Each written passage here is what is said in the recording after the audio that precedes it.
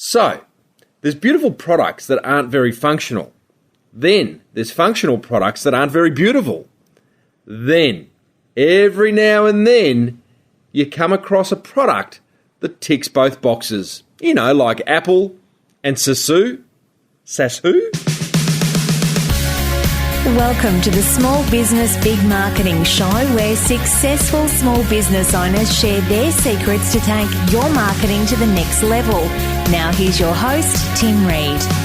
G'day listeners, and welcome back to Australia's #1 marketing show and the home of Australia's most motivated small business big marketing forum. I am your host, Timbo Reid, but you, so much more importantly, are a motivated small business owner ready to crank out some great marketing to build that baby into an empire. That's what we do around here. That's why we exist.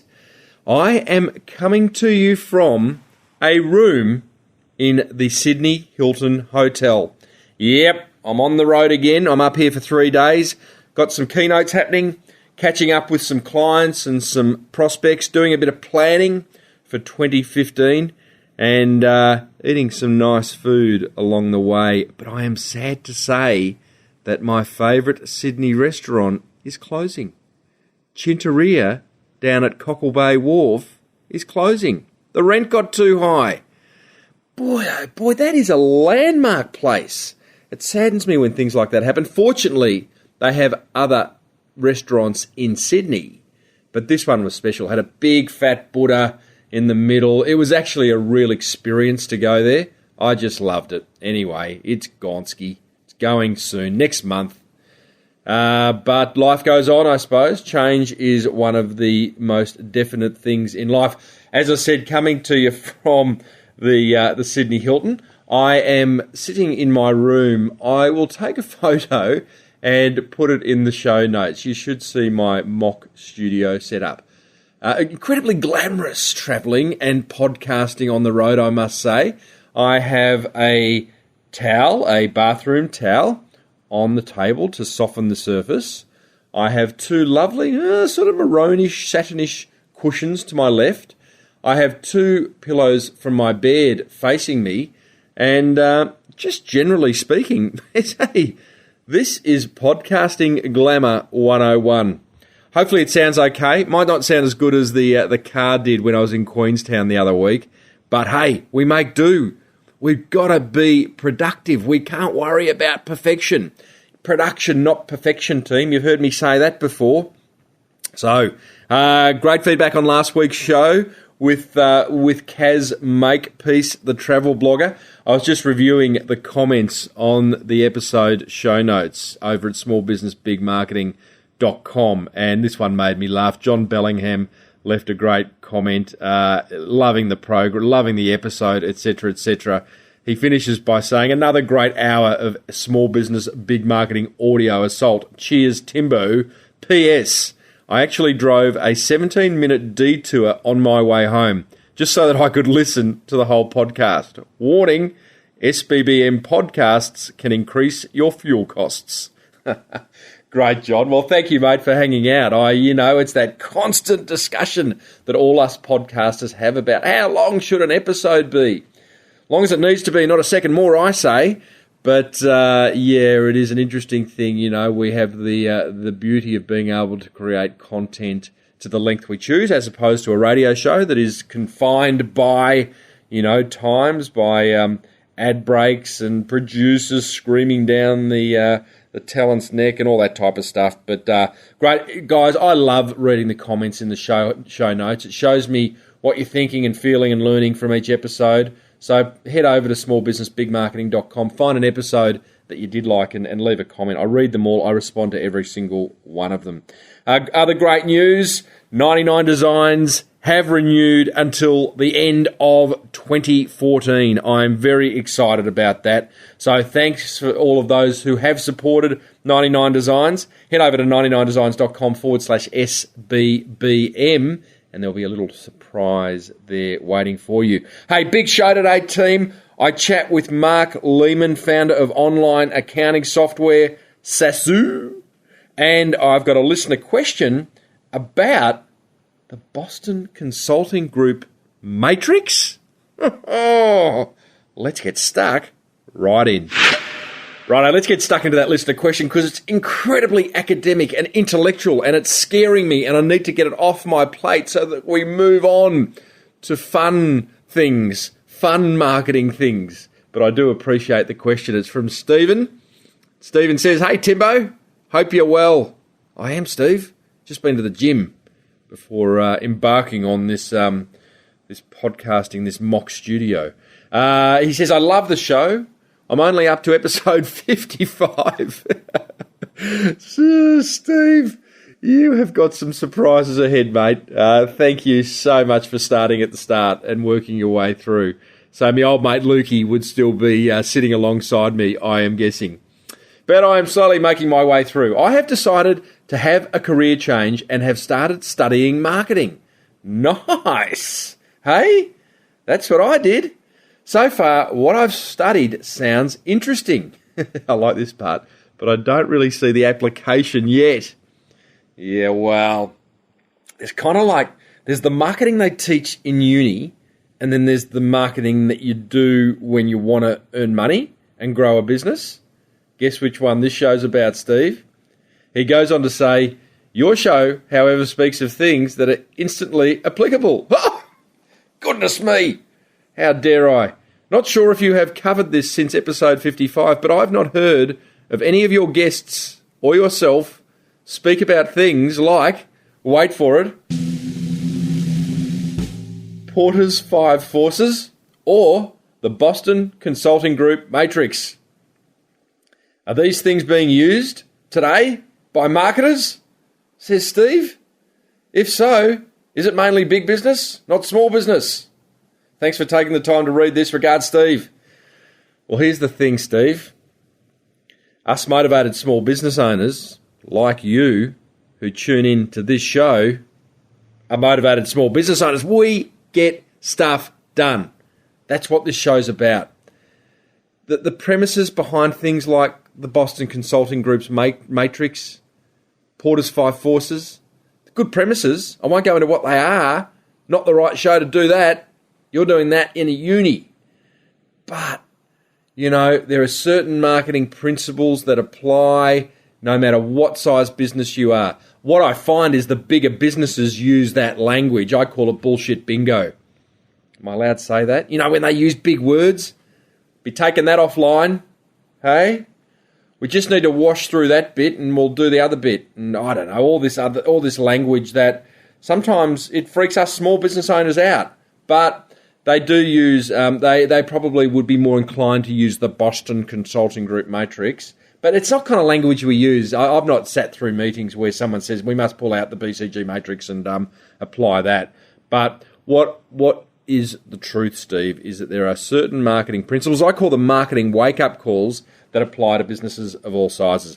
And I've covered those 10 marketing wake-up calls over at smallbusinessbigmarketing.com. If you sign up there right now, I will send you a free video. It's about a 20-minute video that I created that goes through, this is the technical term for it, Timbo's 10 marketing wake-up calls. It's sort of like the BCG Matrix, but not.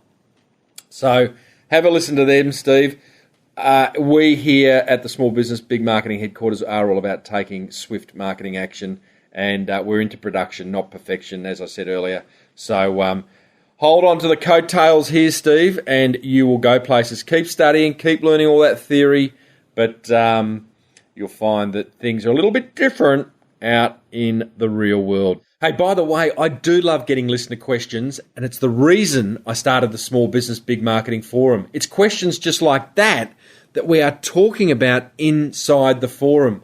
It's full of motivated small business owners. We're there to support each other, push each other along, have a laugh along the way. It's a wonderful community. It's the tribe.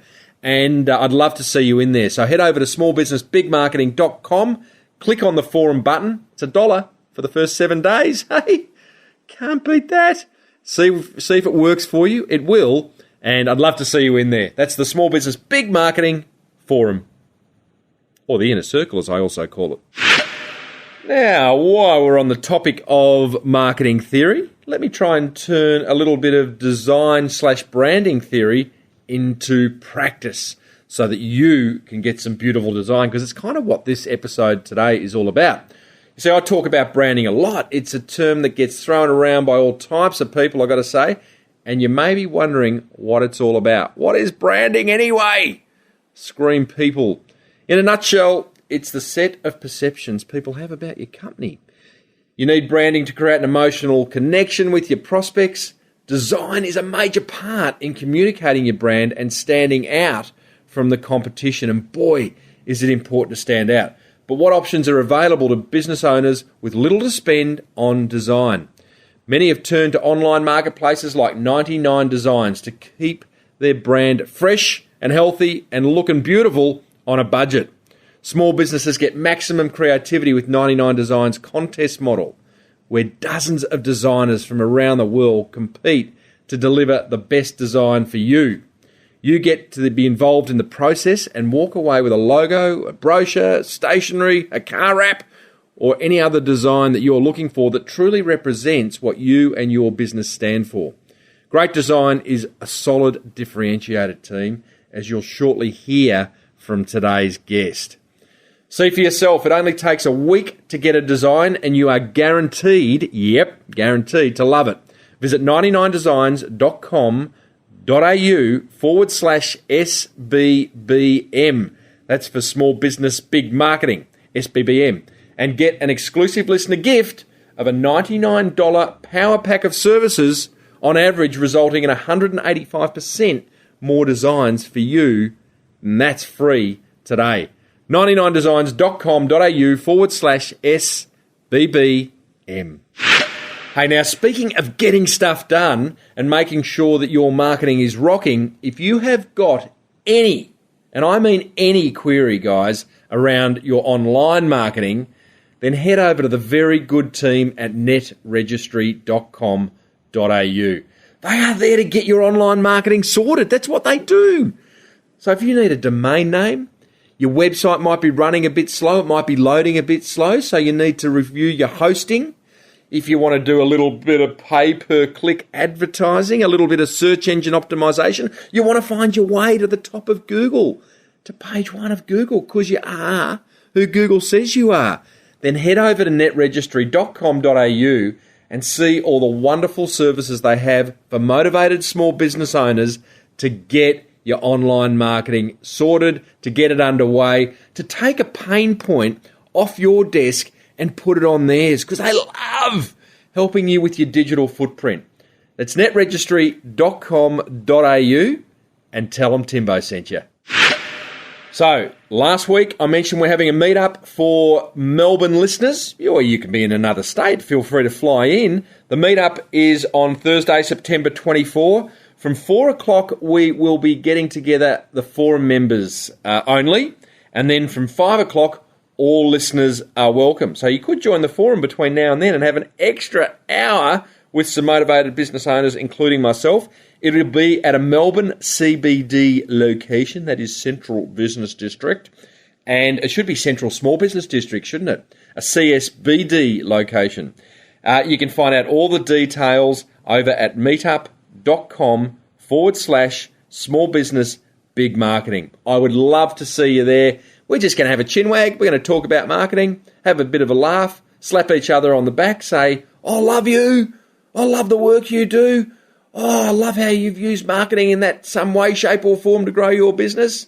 It's going to be a bunch of business owners talking like that. It'll be a lot of fun. Head over to meetup.com/small business big marketing.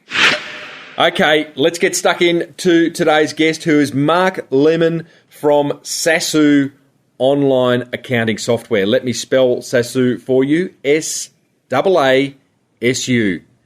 It is a wonderful story, this one. Marc is an ex-investment banker, turned bookkeeper, turned CEO, founder, creator of some very beautiful online accounting software. What was kind of interesting, I met Marc at the recent Westpac Roadshow that I spoke at. Marc had a stand there. I'd actually met him previously. I still can't remember where the first time I met him was. That doesn't matter, though. Marc's a lovely guy, got a lovely nature about him. He He is very, very passionate about design. I thought I was going to have a discussion around the marketing of how he goes around marketing Saasu. I had things like how he uses social engagement, Facebook ads. He's got this thing called a collateral flywheel. He does video, client stories on video. One thing that particularly interested me was the fact that he'd got Saasu into a number of tertiary educations around Australia. So students studying accounting and bookkeeping and finance would actually get to use Saasu in uni, so then take it out into the workforce. We didn't talk about any of that because we got sidetracked. Marc is absolutely passionate about making sure that your product is not only brilliant in how it works and the benefits it delivers, but that it looks the part. It looks beautiful. It has a wonderful, in this case, user interface. That is UI, user interface. So I loved this conversation. He's just got a beautiful passion for design. He's not in a hurry to nail it. He wants to build a successful business, but he's not trying to build an empire. And we have a really good old chinwag.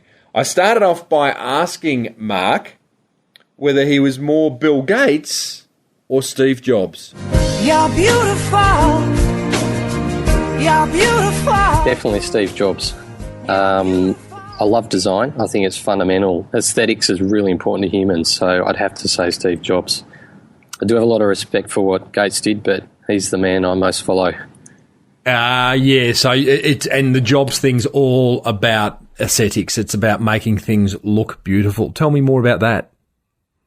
Well, I think I started business with a bit of a misconception about what selling was. I originally thought it was about selling product and services, but quickly learnt that it's actually about sort of the emotional response to a business and what it offers in entirety, not just the product. And I think I learnt that lesson not so much from Apple, but just generally through experience. And I think that company really defines, and his approach really defines that. So I just think it's critical.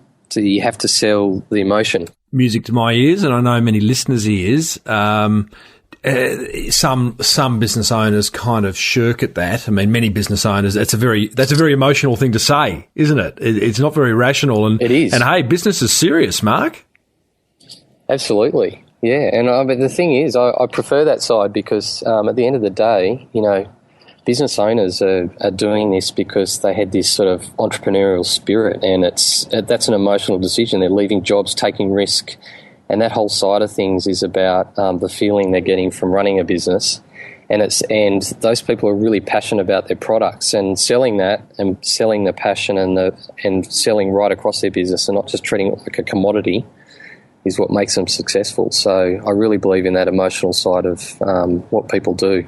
Well, let's have this discussion because what's particularly interesting about this discussion is that you are the founder of a piece of online accounting software. So, and how many accountants have I ever heard saying, oh, our business is boring. You can't make that interesting. You can't make that emotional. So let's just dig further into that. How have you gone? If I understand what you're saying is that you had this incredible passion around building some beautiful online accounting software. You needed to transfer that passion and emotion, actually, not passion.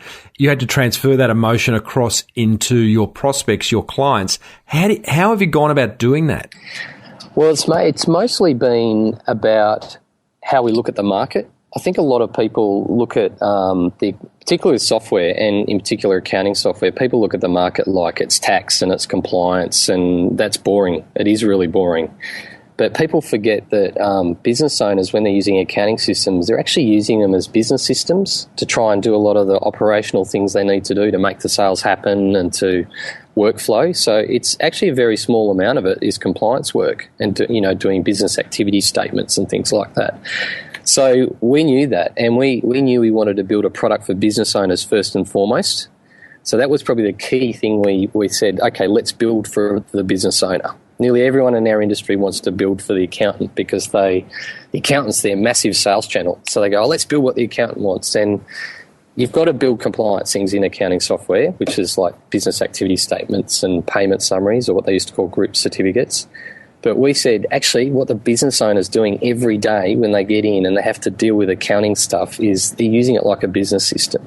So we sort of looked at it a different direction, and then we said, what do you do to build software for business owners, first and foremost? So we're quite different as a software company in that respect. And how did you, I mean, there was obviously, you had a sense of what business owners would want, but did you kind of just did you ask just a whole lot of questions of business owners that you knew? Was it an informal kind of research or more formal? It was probably more informal initially. We've done more formal research recently, but informal initially because it was me talking to other business owners and saying, you know, where's the problem at the moment for accounting software? So originally I was working at Deutsche Bank and I was a principal investor there. So I was dealing in all these, investing in equities and future markets and doing all different things in the banking sector. But I kind of felt that there was something missing at the business owner end and had seen a lot of business owner friends that were really struggling with the financial side. So I was asking them, you know, what's going wrong there? And they'd give me little bits and pieces, but I eventually decided I actually had to get out and I had to start a bookkeeping business and find out how people use these systems. So I left my investment banking job and became a bookkeeper and quickly built up a little business doing bookkeeping. I got about 30 clients over about 3 months, built it up really quickly and researched the market by literally going and sitting in the corner of an office and doing the books for a business owner, and looking at all the problems in the different products that are in the market like MYOB and QuickBooks. And I literally just started writing a list of all the pain points these guys were suffering. Where was it painful? And really obvious things came up like, I don't understand accounting, so I don't understand the system. I don't understand the words they use, or this system doesn't give me the information I need. It doesn't help me process workflow. Doesn't help me with the logistics side of what I do. So I just had this list of things I needed to do. And then I just said, okay, we gave that business away because we didn't want to be in that business, obviously. And we started designing the product based on what we learned from that experience. And I think it was the best decision we ever made because we really felt like we knew that industry inside out. We knew the problems the business owners were having. And then we started building Saasu. Amazing. I didn't know that. So you've had a big job at your Deutsche Bank, investment banker, earning plenty, probably had a polished mahogany corner office. You've gone, okay, well, what I really want to do for the next 5-10 years into the long term is you want to develop just this wonderful piece of online accounting software. In order to do that, you have taken yourself back to the high street, back to the coalface, and started you've started a bookkeeping business, like literally doing people's books, yeah? Yeah, that's right. Yeah, my mum taught me when I was young, like she owned businesses. She had a florist shop and ran news agencies and things, and she was very much about customer service. And for me, she was my first business mentor. She was amazing. She used to run a bakery dressed up in a suit, and customers would come in and love the professionalism and everything. And so she said to me, you know, you have to know the customer. So that's why I did that. I thought you can't do this honestly and properly if you don't go out and learn from the business owners that are using this product. Otherwise, I'm just going to build something from an ivory tower perspective, which just doesn't work, which is why a lot of products end up the way they are. They don't end up suiting the customer they're designed for, ironically. You have to live and breathe it to really know what they need. Okay, so I've just bookmarked, come back, talk about Mum's Bakery and wearing suits. But before we do that, so you are in your bookkeeping business, you are using that, you're doing people's books, sort of, it's almost like, where was the balance? You were doing people's books, managing their accounts, but at the same time, kind of hidden agenda, almost more important agenda, researching the idea of what does the optimal online accounting software look like. Where's the balance there? Well, I was upfront with them when I was doing it. I was telling them what I was going to be doing. Mm-hmm. And at the end of the day, they were getting someone who, like, I had a lot of financial experience, so they were getting someone fairly good for their, $30 to $40 an hour. Yeah. It wasn't even about the money, so I just kind of set a notional price for that. I told them that this was an experiment for me. This was working out what I needed to do, and I wasn't going to be doing this forever, but I was going to hand over to someone who knew what they were doing. And I did do that, and so it was fine. I was able to do that quite happily, and I've made a lot of friendships out of those early customers, actually, because people saw what I was trying to do, and some of them still use our product to this day, sort of a long time later. Mark, how long did you have the bookkeeping business for before you transitioned into Saasu? I think we had had the bookkeeping business about 3 or 4 months. We ran that, and then pretty much building Saasu was took about 12 to 18 months after that to get to the first version, which we brought out at a Money Expo. That was our first marketing experience. So it was a good kind of 2 years to get up and running. It wasn't a quick exercise. Tell me, during that 3 to 4 months of running the bookkeeping business, which isn't a long time, I mean, that's 3 to 4 months of doing people's accounts, what kind of process did you have for capturing the problems that you identified that what is now called Saasu was going to solve? How were you capturing the problems? So what I did, I literally used Microsoft Excel. I just created a spreadsheet, and I was reading up on how to build software. I'd built software in the bank. I had a team of people that were building program trading models and things when I was working in the bank. But this was me doing software from a very simple perspective. I didn't have a team to do that. So I literally went back to the basics of software, which is writing down what they call use cases, which is things people need from a system or need a system to do. And I just wrote them as lines in a spreadsheet. And then as people came along that needed to use that use case, I would give it a number. And then I literally created a list of things prioritised based on the amount of people that were needing it. So one of the things that flowed right to the top was people saying, I want non-technical terms in my accounting software. Like, I don't want you to call it accounts receivable because I don't understand that when I'm a new business owner. They don't know what that word means. Mm-hmm. So we called it money owed to me. And so we drove it from that direction. And then we look at, okay, how many of these things can we seriously get in the first version of the product? And we prioritise the top ones in that list. So it's just a really simple spreadsheet. There was no science to it. I don't think you need big, complicated ways to do these things. Just getting back to basics and using a bit of, I guess, just market intel to make the decisions. It's a small sample, but it's enough that you can work out what's important to people. Did you have obviously you knew when you're at Deutsche Bank, you knew that there was a need, you saw the need for some online accounting software. So going in and starting the bookkeeping business, that wasn't proving the need, was it? It was really just proving what was required to make really good online accounting software. Yeah, that's right. The proving the need, that really came about. It's an interesting story, actually. The guy I worked for at Deutsche Bank that ran the bank, he was very, very successful, obviously, if you're running a bank like that, but had a lot of personal investments and things that he was running on the side from money he'd made. And he actually had a big sort of, back then it was called Grace Brothers, big Grace Brothers bag full of receipts. And I always looked at it and thought, what are you doing with that big bag of receipts? And I ended up asking him about it, and it's just he hadn't had time to deal with it. And some of them were work expenses, some were personal expenses. And I thought, a guy like that, who he's putting his customers and the bank before himself, didn't really have his personal finance stuff sorted out. I thought, what does a guy like that use? He's not going to go and buy MYB. He does not have the time, and that's actually bad use of his time to be using software like that. So I thought a guy like that actually needs something really simple to capture his expenses or have his personal assistant do that. And so I thought it has to be cloud-based because this was in 1998, we'd already decided inside the bank to not build any more software, just to build stuff that was web-based.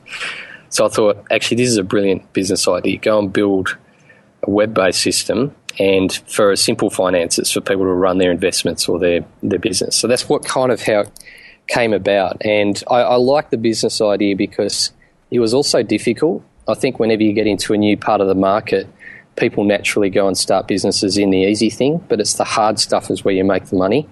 So I thought building an accounting system is hard and doing that online is hard. So we're going to have a lot of competitive lead time where competitors aren't going to come into the market and fight with us because we're doing something quite hard and we'll have a head start. And that's essentially what happened. So it gave us a good start. Yeah, love it. Love it. Before we leave the bookkeeping business, because what I find interesting about that idea, and I'm sure many listeners will as well, was the fact that it was beautifully informal yet formal research, there was a bit of a cash flow. Okay, you were earning $30 to $40 an hour coming off the back of an investment banker's job. So I'm guessing cash flow at the time may not have been an issue for you. Correct me if I'm wrong. But you've kind of developed a way of testing an idea and honing an idea and still providing some cash flow. Yeah, it's essentially though. I guess I have an unfair advantage in that I'd sort of made a reasonable amount of money out of investment banking anyway. Mm-hmm. So I was really cheating the system, you might say, as how a startup might normally begin, because I didn't have financial pressure at that point in the cycle. But looking back on it, it would have been possible to do it the way I did without having a lot of money to plough into it. It's just, I think a lot of small business owners that start out and run things on the side of whatever their career is a really smart way to go, just to reduce the risk and to give their ideas some time to be tested and to think through it properly and not have it be a whim. I think a lot of small business owners first start out on a whim. They're excited and passionate about something. They'd leave their job and borrow lots of money, and I think that's a real recipe for disaster. It's sometimes smarter just to do something on the side of what you're currently doing and build up slowly. So I kind of encourage staff in here to do that, and a lot of them in here have got online businesses they're building on the side of what they do inside Saasu, because it's a really good way to risk reduce a startup and learn before putting lots of dollars into it. So you sit the $64 million question around that, and I know there's many listeners of this show that they have full-time jobs, they're trapped in the cubicle, they are working on their passion project, which they want to turn into their long-time business. The $64 million question mark is, at what point do you jump? Do you leave the security of the full-time work and immerse yourself in that new business idea? Well, I'm fairly aggressive on how you live your life. Like I'm one of these people that will take risk, and I guess I'm more of a risk taker than your average person. So I personally think you should go really quickly. That's my view. But I think if you've got a family and kids and a big mortgage and you haven't got savings to do it, it's foolish just to jump out, because you're just going to cause a whole lot of personal issues in relationships and stress, and then you're not going to enjoy it. And I see it every day. I see these small businesses that are customers, and they've started out that way, and they have this massive passion for what they're doing. They've gone, I really want to do whatever it is they want to do, and they're excited about it. And they've got the classic entrepreneurial spirit and passion, and really quickly it gets killed because cash flow's not maintained. They don't know how they're going. They can't track how they're going cash flow wise. They're worried about raising capital, and all of a sudden this small business dream turns into this absolute nightmare. And I think for me that's the fundamental reason I'm in this business, is to try and solve that problem for business owners. So we do that by providing tools that help them understand how they're going financially and where the risks are and so on. But I think that's the key thing. If people are risk averse, they should hold off and just wait longer. It's all about risk appetite. Yeah. There's and it does come down to the situation, where you are in life. I mean, you're single. Have you got some cash backing from a previous job, or are you got starting a young family? Have you got all sorts of expenses? It does depend. There is no straight answer to that. I was hoping there was, but clearly there's not. So tell me, let's just. I want to revisit the passion kind of discussion, but let's just kind of let's just put some numbers around where you are with Saasu. So you had 4 months of a bookkeeping business. At that point, you've gone, righto, it's time to start developing the first iteration, Saasu 1.0, and it sounds like you gave yourself 18 months to get that to market. How long ago was that, and how long has Saasu been around now? Yeah, that's right. We knew it was going to take some time. It's not a trivial exercise building accounting software, and we were trying to invent something that didn't exist too. It was a classic R&D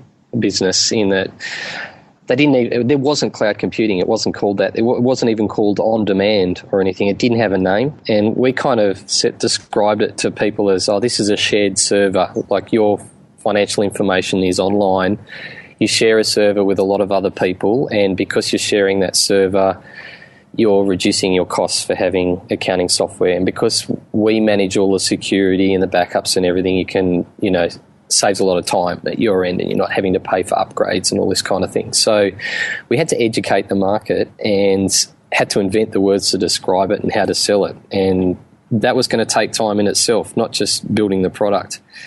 And we had to develop our own language around how you describe these things. So it was a long experience, but you never really stop building these things. We've never stopped doing things to the product. So it just keeps going.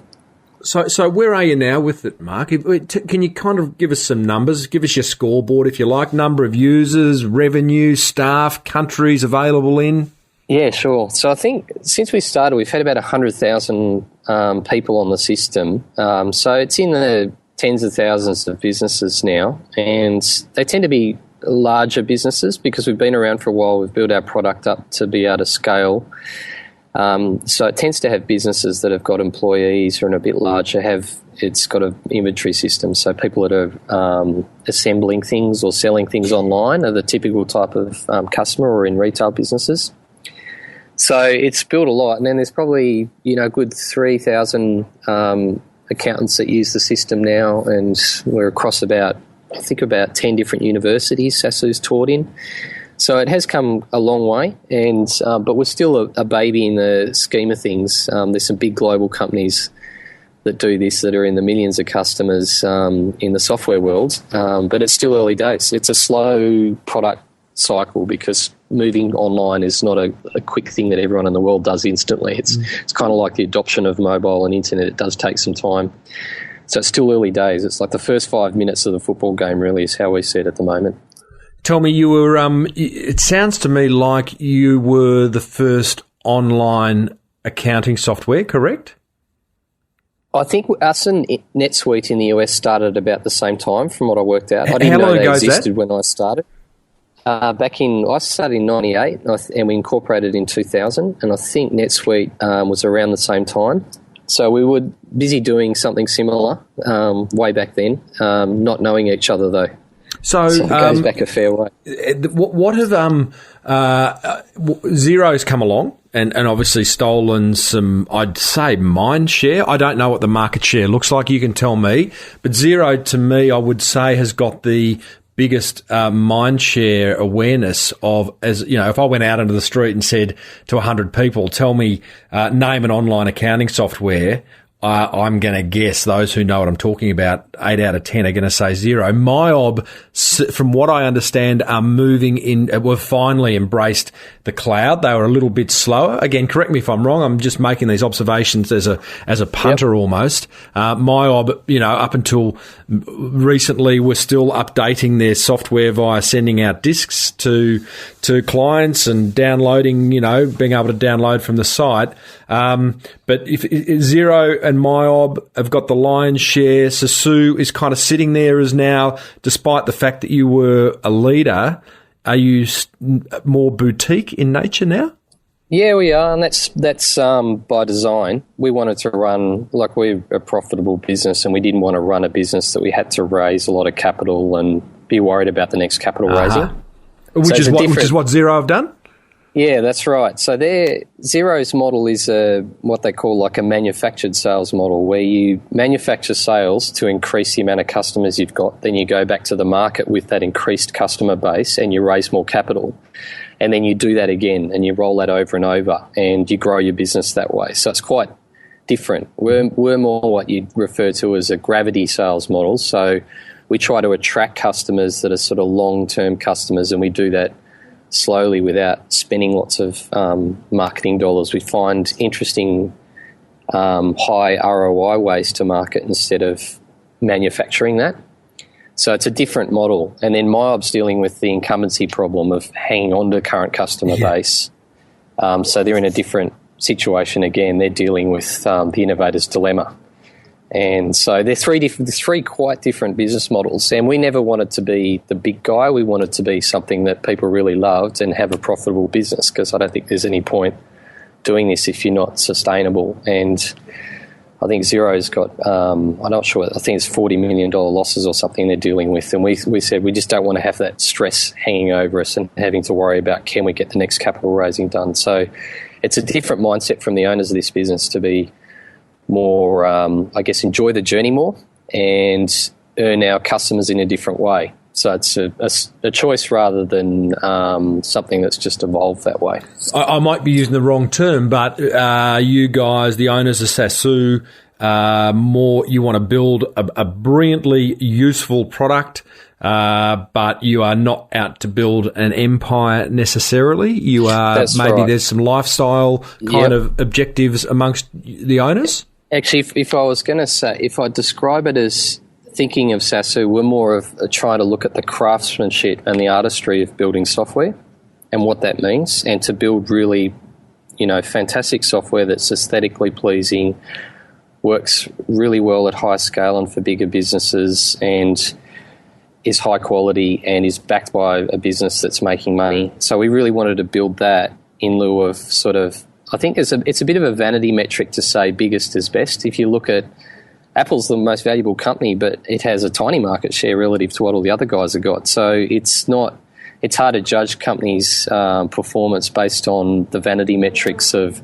revenue and customer numbers. It doesn't quite work that way, in my opinion. I love that. I love how you've described that, the craftsman of it. And you enjoy what you do. I reflect because, craftsman, you don't often hear that word when we're talking about online businesses, by the way. I was the last craftsman I think I saw was when I was in Florence in December, and I saw a guy chiseling out a Pinocchio, and I literally sat in his workshop for, I reckon, a good hour, if not two, and I just watched. Like time disappeared, and I can still smell the wood. And this guy, he was covered in shavings, and it was beautiful. There's not enough of that in this busy world.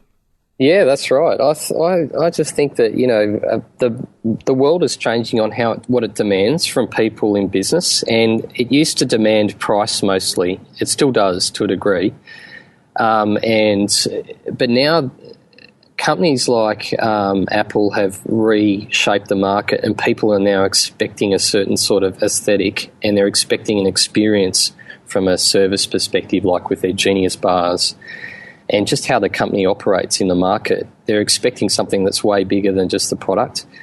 And to really achieve that, you've got to have a design thinking type mindset as a business owner. And you've got to say, how do I design what I offer in totality? Not just the product, but how the service team interacts with the market, how the sales team interacts with the market becomes really important. And so a good example of that is we call what we do service as a sales channel. So we give really good service to cause sales. So it's not driven from a push to sell manufactured type of approach. It's like give great service, make sure the customer's happy, educate them, and we're involved in unis and startup community on that front to help with that. And then you will attract customers in, and they will talk about you in their community. And as a result, you will get sales. It's the secondary effect. It's like artists don't do art to make money. They do art to make beautiful things, and they kind of, even though those guys get rich pretty much after they die, they attract money, and it's not their primary motive. And we said we want to do that in the software world and the business world. We want to make it about getting the passion to the business owner, make a product that's beautiful and aesthetically pleasing, and then attract people. And then the money will happen because of that anyway. So it's a different sort of order in which we do things, you might say. And artistry and craftsmanship's about that. Have you been able? I came across a business yesterday. Just yesterday, I was actually doing some research on blogs, and I came across a business called Backcountry. It's an adventure retail business in the States, and it's one of those ones. It's sort of like Kathmandu. That business that sells all the different, from rock climbing to cycling gear to camping gear. It's called Backcountry, and they have got a really strong. What would you call it? Not environment. for culture, really strong culture where they employ just crazy adventurers, right? And these crazy adventurers they're part of the sales team. You can even connect with the crazy adventurers when you actually log on. I'm just having a quick look now to see what they call them, but it was really cool in that they gave them a name which was gearheads, right? So the gearheads, you could actually connect with a gearhead. If you were into cycling, then there were cycling gearheads. And these guys were out every weekend when they weren't working at backcountry. They're out doing crazy cycling things or scaling bloody, you know. Do you do the same in your business? Yeah, we do. One of the first things I look for when I'm hiring people is, do they have something they've got going on the side or some sort of entrepreneurial spirit behind how they operate? And that's a big win. Or they've got something they're doing in their life that's a real passion. So, as an example, when I hired our CTO, I was very impressed with him because he'd done a whole lot of martial arts genres and gotten to black belt status and all those, and he was super passionate about that stuff. And then I've just recently hired someone in the service team who has an online business selling sort of hanging pots and leather wallets and things, and build all of that herself. And those sorts of things really are inspiring, and you want kind of people in your team that think that way. They're really passionate about something. And it's like those guys that you're talking about, those gearheads, they would definitely be not thinking of that job as a job. They'd be going there going, this is what I do and I love, and I just happen to get paid for it. It's an extension. Yeah, that's right. So part of me, and I get exactly what you're saying. It actually, you know, it excites the hell out of me as an owner of a business. Like, if I were an owner of a business like that, I'd be going, well, putting all this effort into employing very good people, cool people, passionate people who don't even see this as a job but an extension of who they are. I'm probably not going to hold them for very long. Yeah, I think you'd be surprised because it kind of creates a family effect, and there's a lot of loyalty comes with if the employer is really good at structuring how they run their business around that person's personality, that can work. So we've got great loyalty in here. Like, people have long longevity. We pay long service leave to quite a few people already. So it doesn't take long for people to realise that it's a good business to work in and to hang around. And you're always going to get people that want to go off and start new businesses. And we have people that I kind of almost kick out and saying, mate, you've been talking about starting this business for 5 years. You need to go and have a look at doing it. Don't stay with us forever. Saasu should not be the last thing they do. It is the stepping stone to the next thing they want to do. And that in itself you might say, oh, that's pushing people out the door. They're not going to be loyal if you want them to move on and you're going to have to rehire, but it's authentic. It's like giving people a chance to be the best they can, and they will stay here and work really hard for the time they're here, but they know that the business isn't going to be, upset at them for going and doing the next thing. That's all good, and that's what we believe in, that entrepreneurial spirit. So it's okay to leave and start a business or to move to the next thing. And I think most businesses can't think that way because they operate from a self-serving perspective, and it's them first before the employee. But we run a balance model, which is employee, customer, company. It has to be driven by those three values. It's not shareholder driven. And that's what the difference I think a lot of business owners could make is if they adopt that model.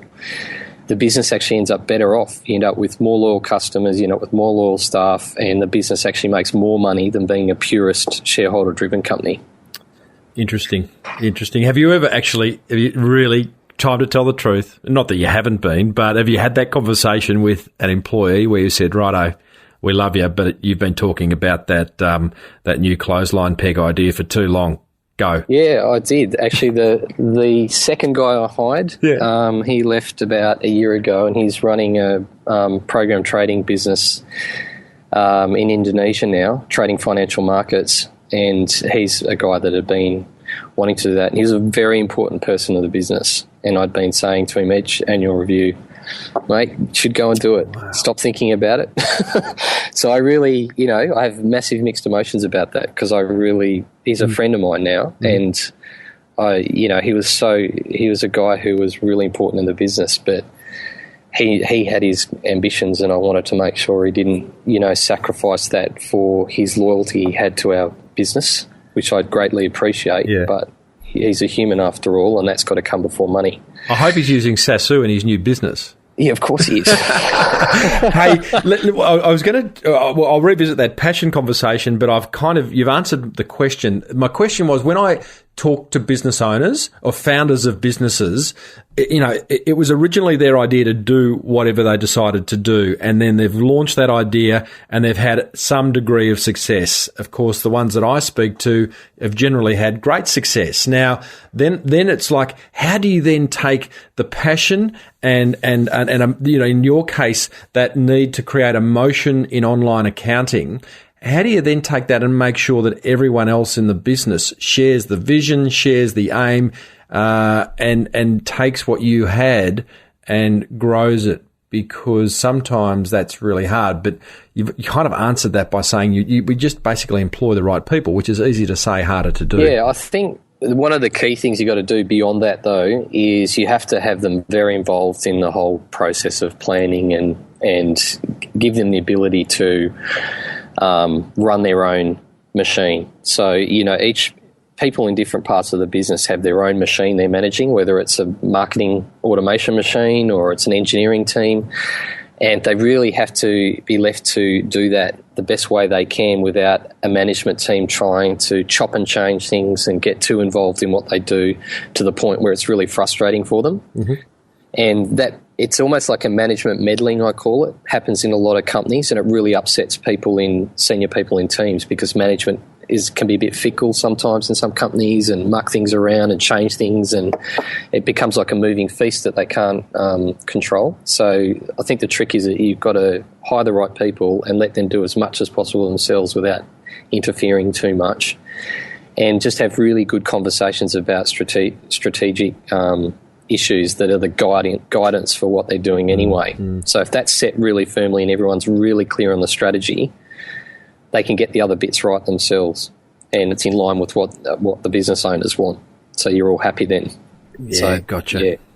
Mark, I just want to finish with all this has been a marketing discussion, but pure marketing. I kind of trying to figure out, in leading up to our chat, why hadn't I heard of Saasu? Now, I'm not Saasu's type of client. I actually think I'll move across to Saasu, having spent some time looking at it and chatting to you. But I first became aware of Saasu because I'd met you at a couple of different functions. You had a stand at the Westpac Roadshow that I spoke at, and that's kind of where I got in front of Saasu.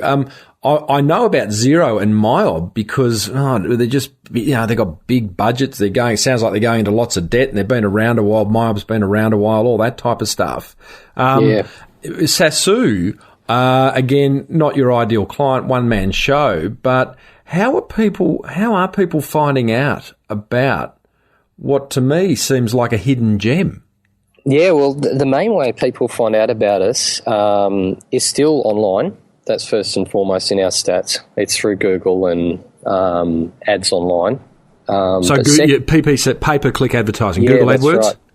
Yep, and natural search as well. So just the natural listings. And we rank the top spot in Australia because we do have a lot of customers here in Australia and have been dominating this market. I think the total dollars in Saasu system are still greater than what are run in Xero, for example, even though they're a much bigger customer.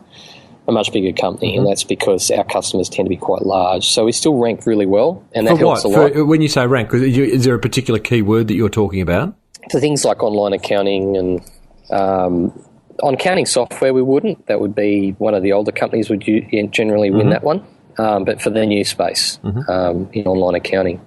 And so that's probably the fundamental one. But second, and very close second, is the classic word of mouth, word of web effect that we get from business owners. And that's because there's a bit of a myth in our industry that accountants tell people what to use for accounting software. And it is true to some degree, but it tends to be in the micro business space that happens. But as businesses get bigger, business entrepreneurs tend to go to their fellow friends in business, or they go and do a lot of DIY in terms of when they're looking for a system as they get bigger. And so we're sort of more in that space. So that's why we approach business owners more, and the type of marketing we do is different. We go to events like we did when we met you, and so we pick up people from that direction. So we're not buses, banners and billboards type company like an MYOB or Xero. We're all about marketing automation. We do direct sales online. We use a lot of SEO, AdWords. We do content marketing. And do a lot of events too. And what we're trying to do is find the 20% of tech-savvy, slightly larger small businesses and focus on that as our market segment that we're after, instead of going for the sort of manufactured sales approach and spending hundreds of millions of dollars on putting ads on the back of buses. It's just not it's not the way we want to do things. Clearly. Yeah. Clearly. Much more slow burn. I mean, your priorities are just different. You've got this, there is a lifestyle need amongst the owners. You're happy for there's a love of aesthetic, of craftsmanship. It's just like this, if there was it's like slow food. It is, yeah. We refer to it as slow code sometimes. It's like slow food, slow code. It's like do the code right, make it work really well, and the products will scale and can deal with a business that starts out little, gets really big, still works for them. And so that's sort of what we try to do. You even talk slow. I love it. Yeah, I'm not a traditional sales guy. I'm a service guy. So, yeah, I love that. Hey, listen, Mark, before we finish, mate, just tell me, thank you for sharing everything there is about Saasu. Pleasure. I want to hear about your mum rolling up to her bakery in a suit. I don't get that. Yeah, well, so it was quite clever. It was a news agency in a bakery, and they went, let's knock the wall out between the two, because everyone wants to buy their newspaper and their milk at the same time. That's a fantastic business model. But my mum, she just used to say to me, look, you got to treat, doesn't matter what industry you're in, you have to treat the customer with a lot of respect, and if you want to earn respect, you have to present well and be professional. And a lot of people that appreciate that, which are high quality, sort of what they call royal loyal customers, would come to that shop because of how mum presented herself and the food and the news agency items as a single offering. And so she was doing that in a way already. She was saying it's not just about the bread or the milk, it's about her and the bread and the milk and how she operates. So I think that's the key takeaway, I reckon, out of my mum's experience is you got to look at it as the job lot. It's not just the product. Yeah, I wonderful, and she's built a brand, and she's built some emotional connection, and listeners of the show will know exactly what I'm talking about, because I think in today's day and age, and I've just been reflecting on this the last few weeks, because someone passionately asked me a few weeks ago in a keynote, how do I find my USP, unique selling proposition? And I might have even be doubling up. I've talked about this so much recently. It might have been in an most recent episode. But the USP was invented by a 1950s ad guy, and back then products were different. The one fly spray had a better active ingredient than another fly spray. So there was a USP. Absolutely.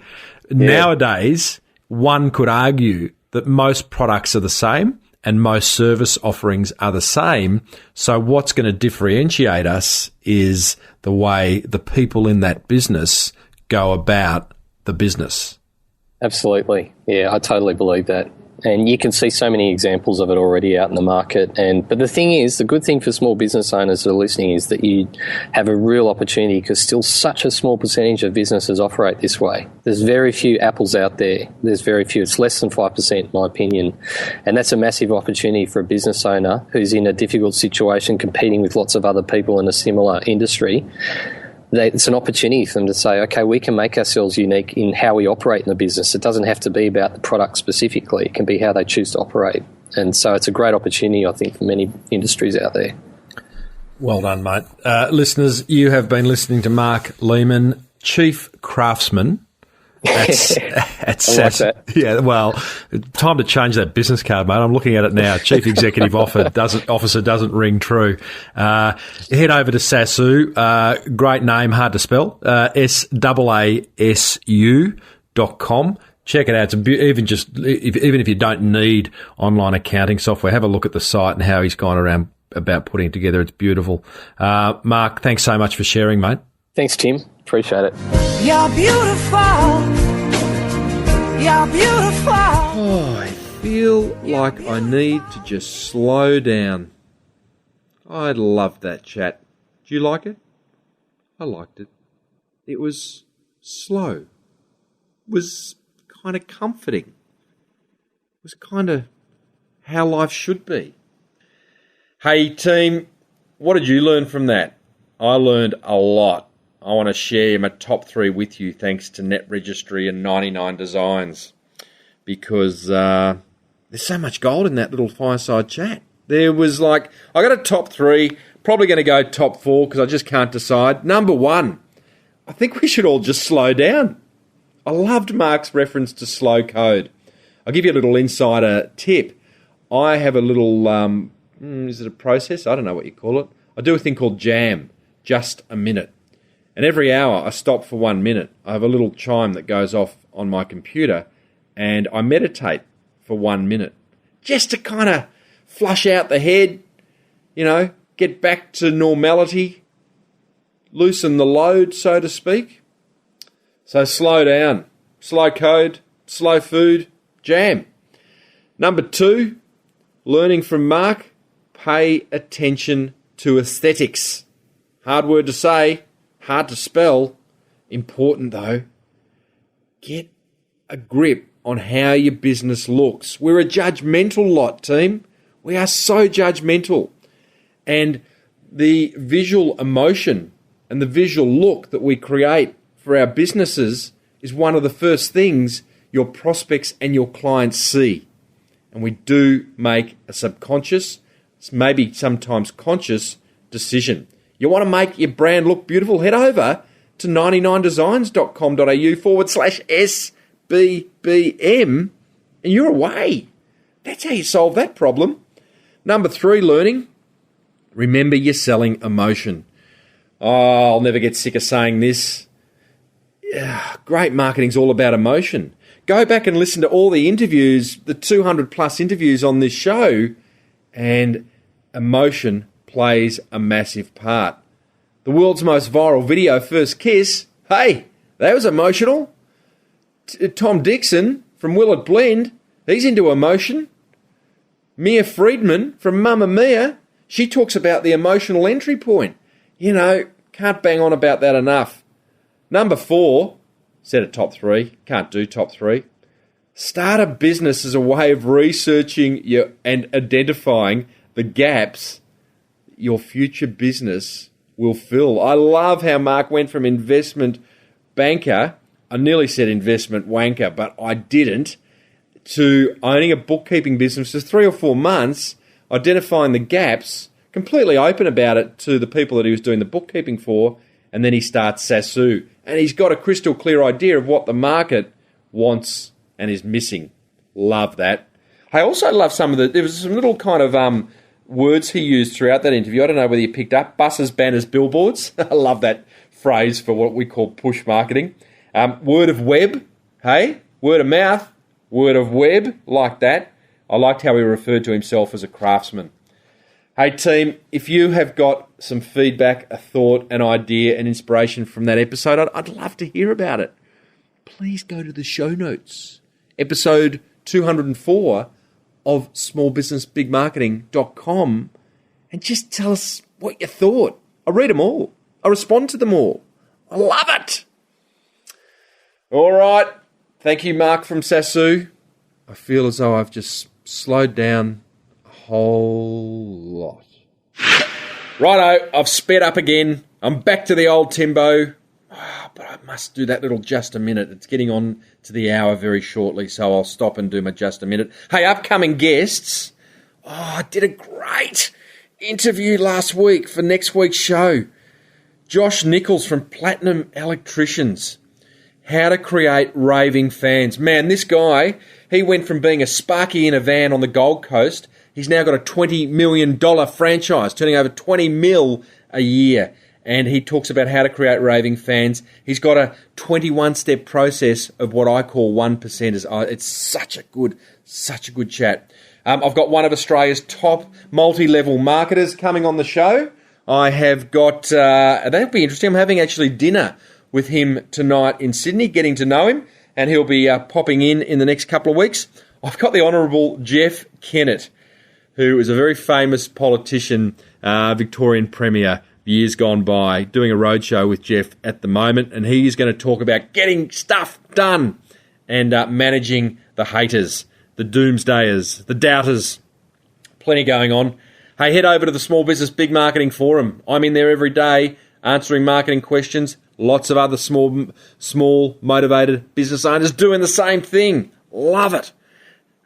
Big thank you to Net Registry and 99designs.com.au/SBBM for making this show possible. And I think that's about it. It's been a pretty good show. I've enjoyed it. From the Hilton Hotel in Sydney, my cushioned and pillowed mock studio. That's it. May your marketing be the best marketing. Until next week, love your work. You've been listening to the Small Business Big Marketing Show with Tim Reid. Want more marketing goodness? Then visit smallbusinessbigmarketing.com.